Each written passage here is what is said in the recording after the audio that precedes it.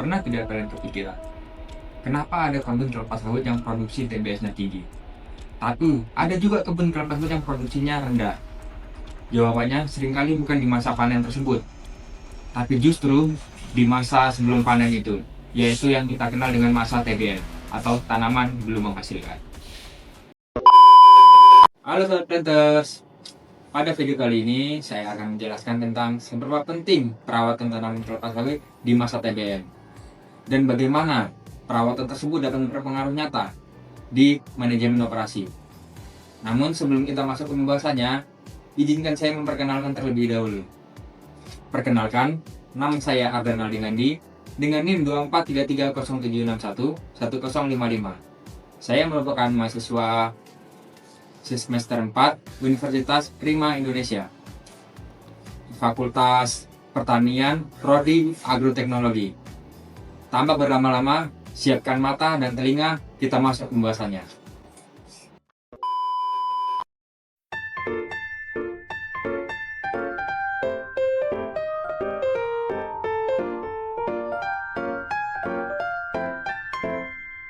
Kelapa sawit merupakan salah satu komoditas perkebunan terbesar di Indonesia.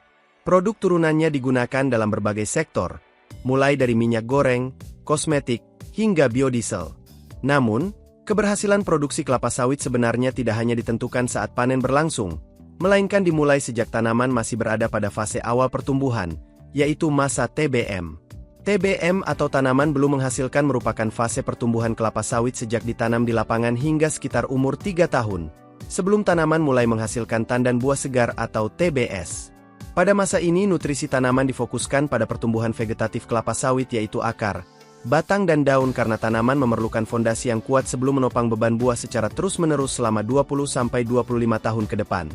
Jika kelapa sawit langsung dipaksa berbuah, nutrisi akan habis untuk pertumbuhan generatif yaitu pembentukan bunga dan buah sehingga menyebabkan batang kelapa sawit kerdil, buah kecil dan umur produktif makin pendek.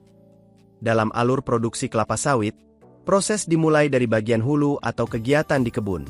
Tahap pertama adalah persiapan lahan, seperti pembukaan lahan, pembuatan drainase, dan pengelolaan tanah agar siap ditanami. Setelah itu dilakukan penanaman bibit unggul yang telah dipilih sesuai standar kualitas. Selanjutnya tanaman memasuki fase TBM. Pada tahap inilah berbagai kegiatan perawatan dilakukan secara rutin, seperti pemupukan, pengendalian gulma, pengendalian hama dan penyakit, pemeliharaan piringan, pemangkasan pelepah, hingga monitoring pertumbuhan tanaman. Perawatan pada masa TBM sangat menentukan apakah tanaman nantinya mampu tumbuh optimal atau tidak. Jika perawatan dilakukan dengan baik, tanaman akan tumbuh seragam, sehat, dan memiliki potensi produksi yang tinggi saat memasuki fase TM atau tanaman menghasilkan.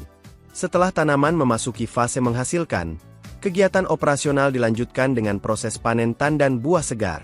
Buah kemudian dikumpulkan dan diangkut menuju pabrik kelapa sawit untuk diolah menjadi CPO atau crude palm oil dan PKO atau palm kernel oil serta produk turunan lainnya. Dalam perawatan tanaman kelapa sawit di masa TBM, ada beberapa tahapan utama yang perlu dilakukan. Pada TBM 0, fokus utama adalah membantu bibit beradaptasi setelah tanam melalui monitoring intensif, penyulaman, dan pengelolaan air. Memasuki TBM 1, perawatan mulai difokuskan pada pembentukan akar, batang, dan daun melalui pemupukan rutin, pengendalian gulma, serta pemeliharaan piringan.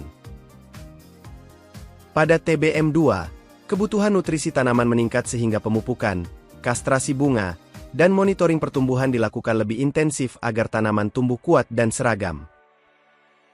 Sedangkan pada TBM 3, perawatan diarahkan untuk mempersiapkan tanaman memasuki fase produksi melalui pemupukan lanjutan, pruning atau pemangkasan pelepah, serta perbaikan infrastruktur kebun. Dari seluruh tahapan tersebut dapat dikatakan bahwa keberhasilan produksi kelapa sawit sangat ditentukan oleh kualitas perawatan pada masa TBM. Karena fase inilah yang menjadi fondasi utama bagi produktivitas tanaman dalam jangka panjang.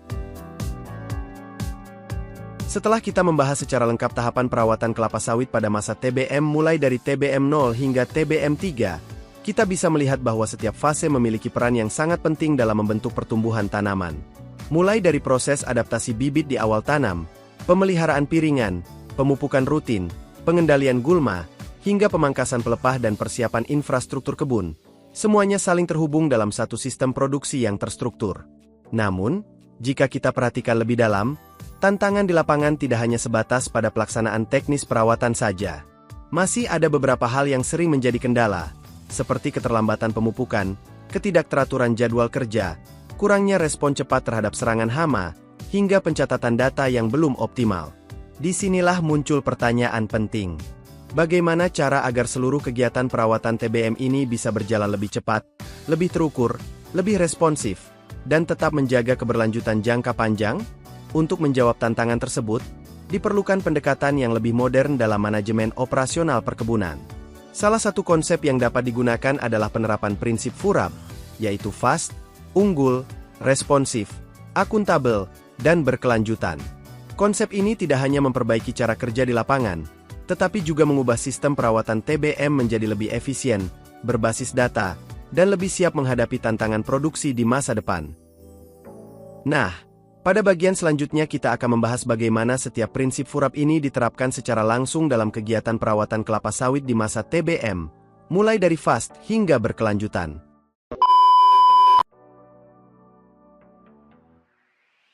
Prinsip fast pada masa TBM berfokus pada kecepatan pelaksanaan kegiatan seperti pemupukan, penyulaman, dan distribusi input agar tanaman tidak kehilangan periode pertumbuhan optimal.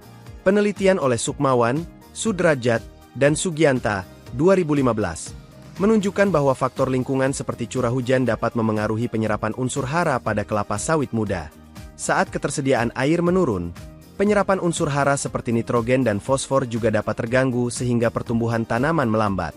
Oleh karena itu, kecepatan pelaksanaan pemupukan menjadi penting agar aplikasi dilakukan pada kondisi tanah yang sesuai dan unsur hara dapat terserap secara optimal.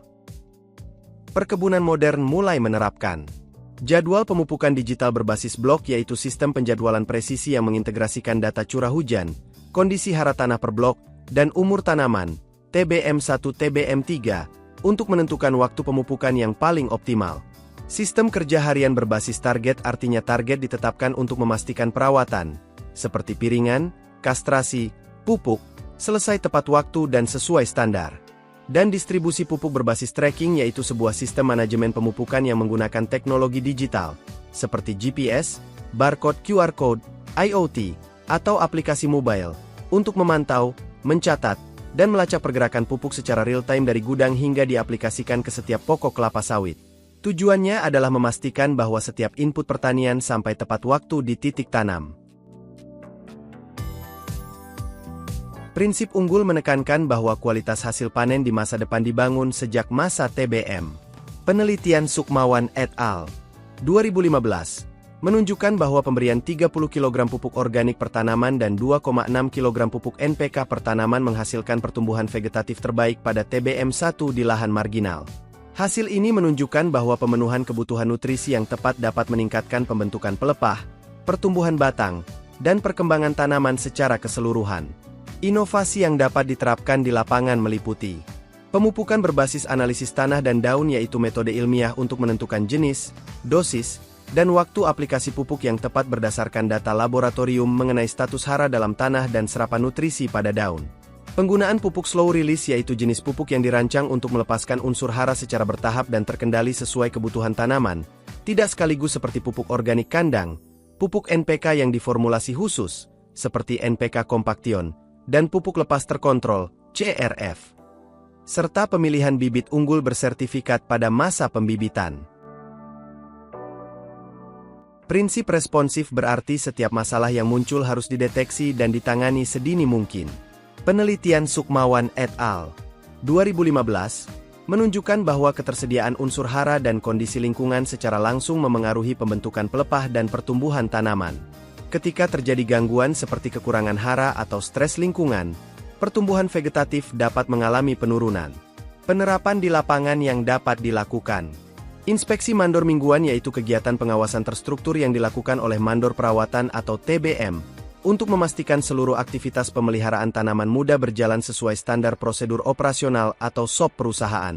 Penggunaan drone monitoring memantau kesehatan tanaman, kepadatan vegetasi, gejala serangan hama atau penyakit sejak dini, menghitung jumlah bibit yang tumbuh dan mendeteksi area yang mengalami defisiensi hara atau stres air, sehingga pemupukan dan penyiraman dapat dilakukan secara presisi. Sistem laporan digital real-time yaitu teknologi berbasis perangkat lunak yang memungkinkan pengumpulan, pemrosesan, dan penyajian data secara instan. Artinya, respon cepat mencegah kerugian besar. Prinsip akuntabel menekankan pentingnya pencatatan seluruh aktivitas kebun. Biaya pemupukan merupakan salah satu komponen terbesar yang berkisar kurang lebih 60% dari total biaya operasional dalam budidaya kelapa sawit, sehingga diperlukan sistem pencatatan yang akurat untuk efisiensi operasional. Penerapan di lapangan.